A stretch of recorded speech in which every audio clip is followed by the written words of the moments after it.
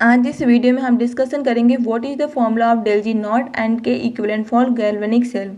तो क्या फॉर्मूला होता है डेल जी नॉट का एंड के इक्विवेलेंट का फॉर गैल्वेनिक सेल के लिए। सबसे पहले डेल जी नॉट होता क्या है। डेल जी नॉट को हम लोग गिब्स फ्री एनर्जी भी कहते हैं। तो डेल जी नॉट को हम लोग गिब्स फ्री एनर्जी कहते हैं। तो del G naught equal to minus n होता है, एफ होता है, ई नॉट सेल होता है। Del G naught equal to minus n होता है, एफ ई नॉट सेल होता है। वेयर जहाँ पर एन इक्वल टू हमारे पास number of electron is involve, कितने नंबर ऑफ इलेक्ट्रॉन इन्वॉल्व है वो होता है। एफ हमारी क्या होती है, फैराडे कांस्टेंट, जिसका वैल्यू कितना होता है, जिसका मान कितना होता है 96,500 कूलाम्स होता है।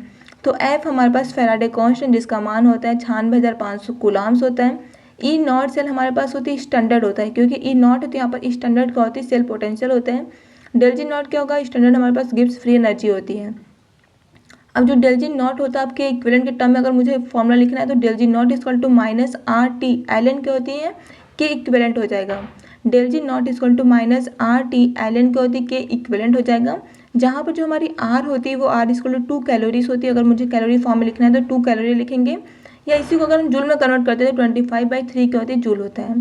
टी क्या होती है हमारी टेम्परेचर जो कि केल्विन में होती है, और एल एन क्या होती है के इक्विवेलेंट, तो के इक्विवेलेंट ही होगा।